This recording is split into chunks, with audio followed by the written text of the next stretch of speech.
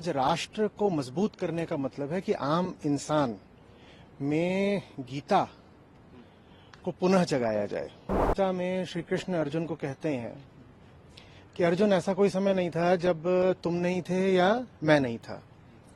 तो उसी बात को थोड़ा अगर आगे आप विचार करें तो ये भी सही है कि फिर ऐसा भी कोई समय नहीं था जब दुर्योधन नहीं थे। अगर युद्ध जीतना है तो गीता चाहिए होगी। अगर हम ये सोचें कि सिर्फ शस्त्रों के इस्तेमाल से युद्ध जीता जा सकता है, बल प्रयोग से युद्ध जीता जा सकता है, तो ऐसा नहीं है। अर्जुन एक बाण भी नहीं चला पाते अगर गीता नहीं होती। देखिए, जैसा समय चल रहा है उस समय पर नेशनल डेवलपमेंट का ये अवार्ड है, outstanding contribution to national development, राष्ट्रीय विकास। तो ये समझना बहुत जरूरी है कि राष्ट्र माने क्या, क्योंकि इस समय राष्ट्र को लेकर के बहुत सारे खतरे हैं, बहुत सारे संदेह हैं। तो राष्ट्र माने इंसान में जितने भी राष्ट्र के रहने वाले लोग हैं उनमें उन मूल्यों को स्थापित करना जो भारतीय राष्ट्र की बुनियाद में है। और भारतीय राष्ट्र की बुनियाद में बहुत ऊंचे आध्यात्मिक मूल्य हैं। वही मूल्य जो हमें गीता में और वेदांत दर्शन में दिखाई देते हैं, और वही मूल्य फिर आगे जाकर के हमारे संविधान का आधार भी बने हैं। तो आज राष्ट्र को मजबूत करने का मतलब है कि आम इंसान में गीता को पुनः जगाया जाए। नहीं तो जैसा समय चल रहा है, वैश्विक स्थितियां जैसी बन रही हैं और नए जैसे खतरे पैदा हो रहे हैं, उसमें इंसान के लिए, समाज के लिए, राष्ट्र के लिए, सबके लिए बड़ा संकट है। इसी तरीके से नेशनल डेवलपमेंट में फिर विकास की बात आ जाती है। डेवलपमेंट तो विकास का अर्थ ही यही है कि इंसान को भीतर से उन्हीं मूल्यों से, उन्हीं आदर्शों से जोड़ा जाए जिन आदर्शों के कारण भारत महान कहलाता है और जो हमारी पूरी संस्कृति की, सभ्यता की बुनियाद है। और उन्हीं को आम लोगों में लाने के लिए हमारा पूरा गीता शिक्षण कार्यक्रम है और वेदांत को पढ़ा रहे हैं। तो शायद इसी कारण से IIT दिल्ली अलुमनाई एसोसिएशन ने ये जो अवार्ड है ये दिया है, और मैं अनुग्रहित हूँ, क्योंकि ये जो अवार्ड है, अगर ये मुझे आया है तो वास्तव में ये जितने नागरिक हैं भारत में उन सब को सही दिशा मिले, उस सही दिशा की ओर ले जाने के लिए आया है। तो ये ज्ञान कि आप अगर प्रकाश डालें आज के दौर में जलवायु परिवर्तन का भी साथ में अगर हम विषय पर बात करें तो आपसे जानना चाहेंगे। देखिए, जलवायु परिवर्तन सबसे पहले बिल्कुल अनियंत्रित और अंधे भोग का परिणाम है।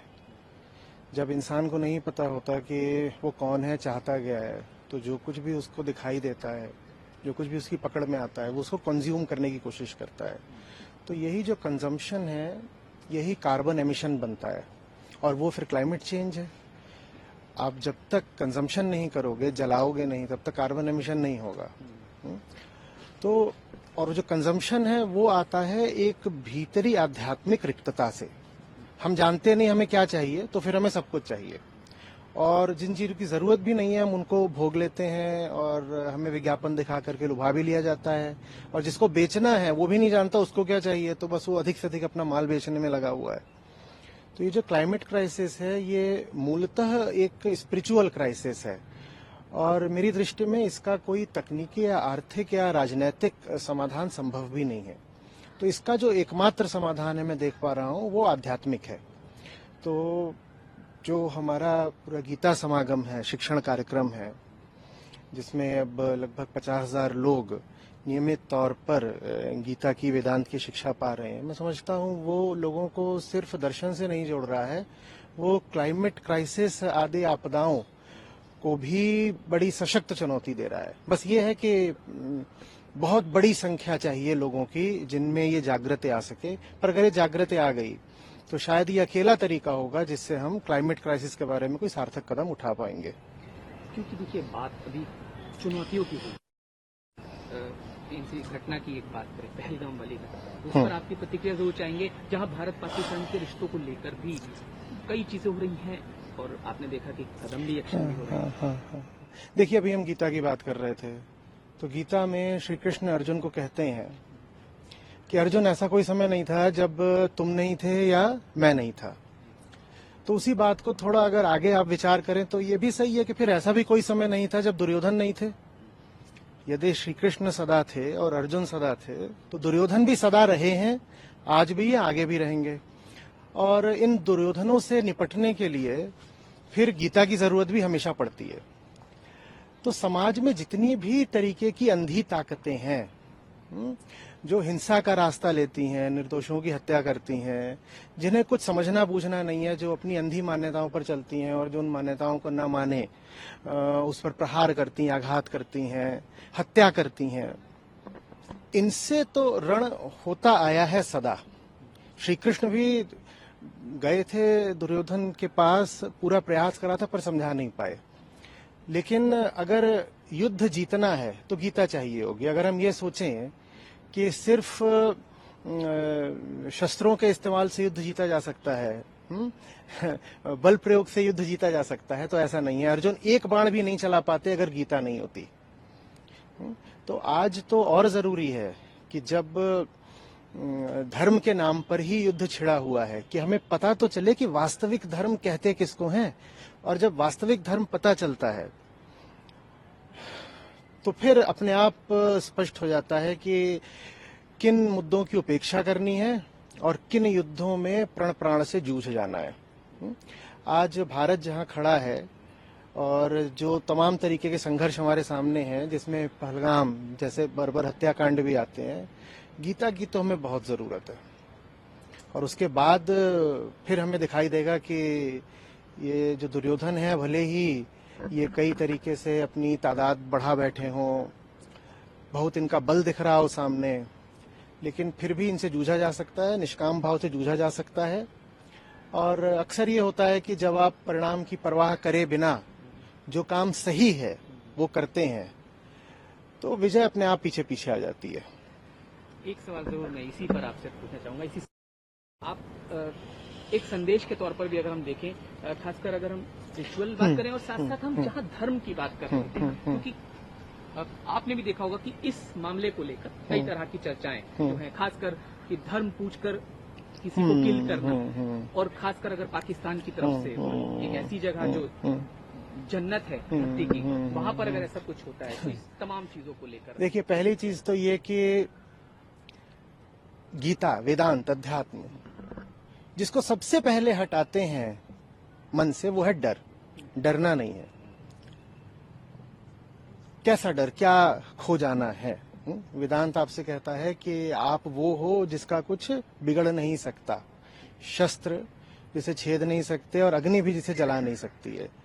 तो सामने कोई खड़ा हो, दुनिया की बड़ी से बड़ी ताकतें खड़ी हों, डरने की कोई वजह नहीं है। जब हम ओम शांति शांति शांति कहते हैं ना, तो तापत्रय है। उपनिषदों के शांति पाठ का समापन होता है 3 बार शांति कहने से, ओम शांति शांति। वो तापत्रय है, माने 3 तरीके के ताप। ताप माने बिल्कुल गर्म हो गए हैं, प्रतिक्रिया चल गई है, एक भावनात्मक आवेग आ गया है। नहीं, श्री कृष्ण कहते हैं विगत ज्वर। कहते हैं कि गर्मी में कोई काम नहीं करना, युद्ध पूरा लड़ना और अंत तक लड़ना है, लेकिन विगत ज्वर होकर के।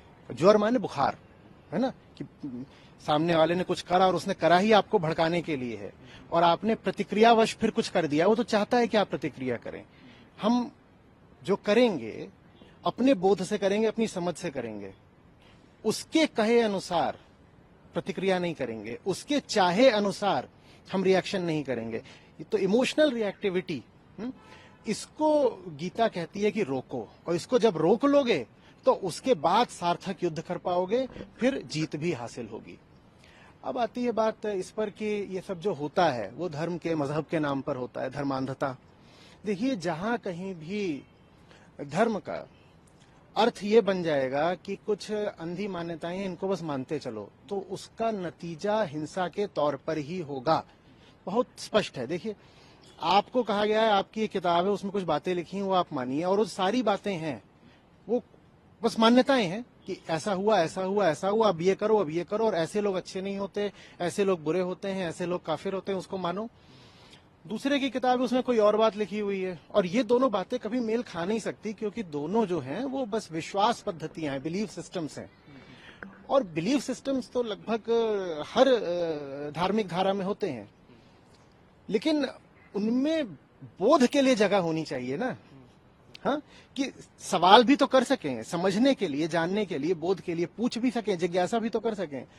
पर जहां पर जिज्ञासा के लिए कोई जगह नहीं होती, वहां बड़ी धर्मांध कट्टरता पनपती है, और आदमी सोचने लगता है कि उसकी जो मान्यता है, उसकी जो बिलीफ है, वही सत्य है, और जो उसकी मान्यता पर नहीं चल रहा, वो गंदा आदमी है, विधर्मी है, काफिर है, और उसको मारना भी जायज हो जाता है।